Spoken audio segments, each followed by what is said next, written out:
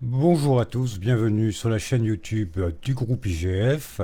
Aujourd'hui, une vidéo pour comprendre et connaître la structure d'un bilan comptable. C'est parti. Donc le bilan comptable, euh, c'est un document, bon, écrit bien sûr, qui reflète l'état de santé de l'entreprise, un peu comme on irait faire un check-up complet chez un médecin annuellement pour savoir où on en est.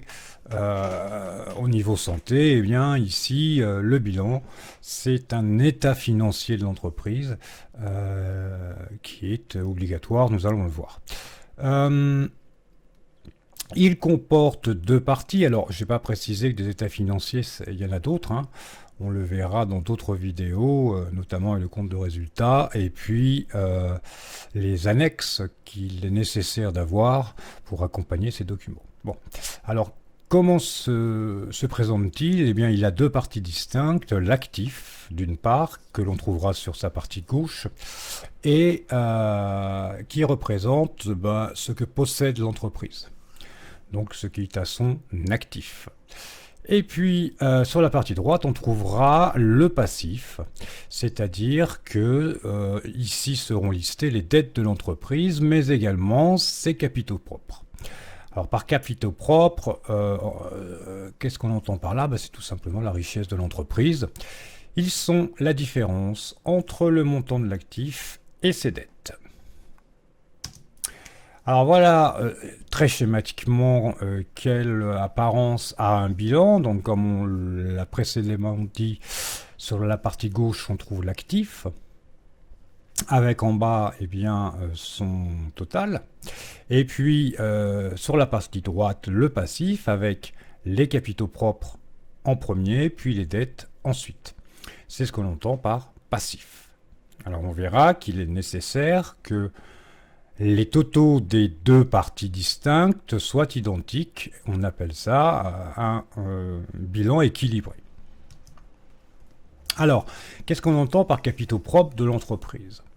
Dans le cas où le montant des dettes est supérieur à celui de l'actif, alors les capitaux propres de l'entreprise sont en négatif. Si elle a plus de dettes que ce qu'elle ne possède, c'est très ennuyeux. Dans le cas contraire, et c'est fort heureusement la majorité des cas de figure, ils sont positifs et ils viennent donc réduire le montant des dettes, ce qui explique pourquoi on a cette égalité entre le passif et l'actif, puisque tout ce que possède l'entreprise est utilisé quelque part. On mémorise donc la formule suivante: l'actif est égal au passif plus les capitaux propres de l'entreprise. Alors, est-ce que ce document est obligatoire? Oui, chaque entreprise doit le réaliser à la date de clôture des comptes. C'est imposé par le Code du commerce. Alors très souvent, ça a lieu le 31 décembre, mais ce n'est pas une obligation, puisque certaines entreprises font face à cette période à une grosse activité. C'est notamment le cas des chocolatiers sur la fin de l'année. C'est leur plus grosse période de vente. Donc, ils ont besoin de se concentrer sur leur activité à ce moment-là et non pas sur leur bilan. Donc on a tout à fait le droit de clôturer son exercice à un autre moment que la fin de l'année. Mais dans la plupart des cas, c'est au 31 décembre. Alors l'actif. Deux catégories principales. L'actif immobilisé. Ce sont les actifs que l'on dit durables, c'est-à-dire destinés à être utilisés plus d'un an. Et puis on a l'actif circulant, donc qui, comme son nom l'indique, circule.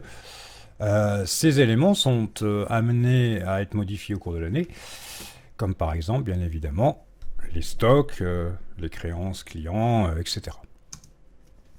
L'actif immobilisé, on y trouve les immobilisations incorporelles, donc c'est tout ce qui n'a pas de corps propre, les logiciels, les brevets, les fonds de commerce. On a les immobilisations corporelles. Alors elles possèdent un corps propre, les matériels industriels, les mobiliers, le matériel informatique, les bâtiments, etc. Et puis, troisième et dernière catégorie, les immobilisations financières, placements et créances supérieurs à un an, soit les prêts, les dépôts de garantie, etc. Donc voilà les types d'actifs immobilisés. Les actifs circulants, on trouve les stocks.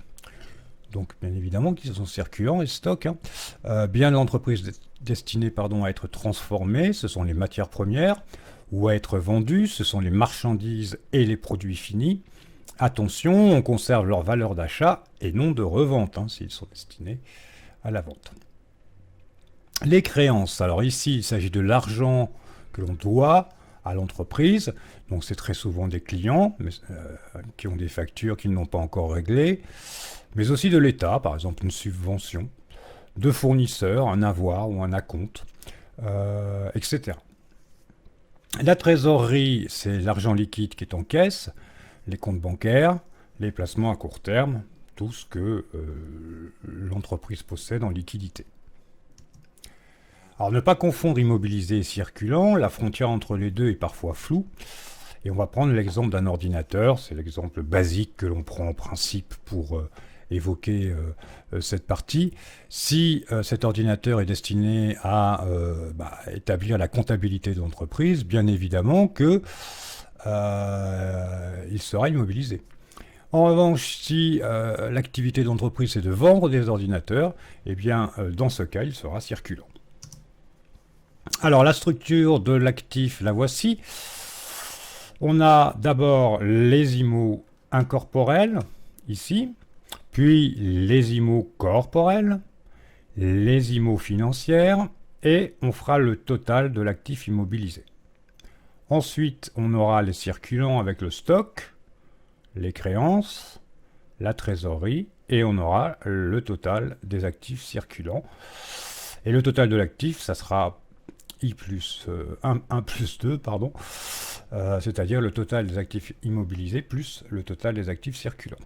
Donc vous remarquez qu'on a 3 colonnes ici pour l'année N. La valeur brute, c'est-à-dire la valeur de départ de l'actif. Amortissement provision, eh bien mes IMO, elles déprécient en cours d'utilisation. C'est ici que je répertorierai mes dépréciations, aux amortissements, et puis également si l'entreprise a des provisions, elles apparaîtront également ici pour arriver à la valeur nette, c'est-à-dire valeur brute moins colonne amortissement provision égale valeur nette. Et puis on a très souvent ici une année N-1 qui permet de faire des comparaisons entre l'année précédente et l'année en cours, l'année N, afin de détecter éventuellement des problèmes de gestion. Pardon. Donc voilà comment il se présente dans sa version plus totale. J'ai trouvé ça sur le site, je le signale, Compta Facile. Donc on a la même chose, les 3 colonnes brutes, amortissement et provision et net. Et on a les différents postes, alors on ne va pas tous les passer en revue, mais les IMO incorporels, donc les frais d'établissement, les fonds commerciaux, autres immobilisations incorporelles, voilà, un peu fourre-tout. Immobilisation corporelle, les terrains, les constructions, les installations techniques et outillages industriels, etc. Les immobilisations financières, les créances rattachées des participations, autres titres immobilisés, tout ce qu'on peut avoir placé, les éventuels prêts qu'on aura accordés. Ah, eh bien, je suis allé un peu trop vite. Voilà, pardon. Etc. Donc les stocks et en cours, on passe aux actifs circulants, donc les matières premières, les produits intermédiaires et finis, etc. Ensuite, les créances clients, capital soumis appelé non versé, ça c'est ce que doivent ce qu'ont promis les investisseurs mais qui n'ont pas encore versé, donc ça fait partie du patrimoine de l'entreprise malgré tout puisqu'ils vont le verser. Les VMP, les valeurs mobilières de placement, etc. Et puis enfin les comptes de régularisation.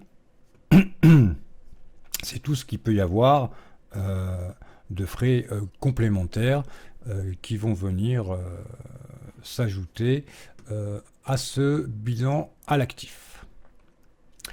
Alors, on a 3 colonnes de l'actif, la valeur brute, donc on l'a déjà dit, mais bon, redisons-le, indique la valeur d'origine de l'élément, comme le coût d'achat d'une IMO, ou valeur nominale d'une créance, c'est-à-dire sa valeur à l'émission du titre, mais évidemment, elle peut évoluer. Amortissement et provision, donc c'est justement cette perte de valeur des biens, des stocks ou des créances qui sera placée dans cette colonne, et la valeur nette, c'est la différence entre les deux colonnes, valeur brute moins amortissement et provision. Donc l'année précédente, on en a déjà parlé. Le passif. Alors, partie droite de ce bilan, 2 catégories principales, les capitaux propres, c'est-à-dire la richesse de l'entreprise, et les dettes, qui doivent être remboursées à plus ou moyen terme. Alors les capitaux propres, on a plusieurs parties à l'intérieur. Le capital, c'est les apports des actionnaires et ou de l'exploitant. Attention à ne pas le confondre avec la trésorerie à l'actif. Cette dernière fait effectivement partie des capitaux propres, mais n'en est qu'une partie, puisque la trésorerie finira par être utilisée, alors que le montant des capitaux propres restera, lui, fixe, puisque c'est ce que possède l'entreprise dans son intégralité. Donc il indique finalement d'où vient l'argent qui finance l'activité. Les réserves, c'est les bénéfices non distribués des années précédentes, qui sont gardés pour pallier un éventuellement problème de financement. Le report à nouveau, il est positif si les bénéfices, on n'a pas décidé ce qu'on allait en faire. Leur affectation n'a pas encore été décidée, et puis négatif si on a des pertes recensées sur les années précédentes. Le résultat de l'exercice, bénéfice ou perte de l'année écoulée. Les dettes. Alors on a 3 sortes de dettes. Les dettes financières, c'est celles que l'on doit à la banque, toute échéance confondue. Les dettes fournisseurs, ce que l'on doit à nos fournisseurs comme leur nom l'indique, les dettes fiscales et sociales, les dettes envers l'État, les organismes ou bien les salariés, les salaires par exemple. Structure du passif, la voici, donc cette fois-ci on n'a plus qu'une seule colonne, avec éventuellement l'année précédente, comme pour l'actif. Et donc on va commencer par le capital de l'entreprise, souvenez-vous, les ressources propres de l'entreprise, les réserves et le report à nouveau, et le résultat de l'exercice.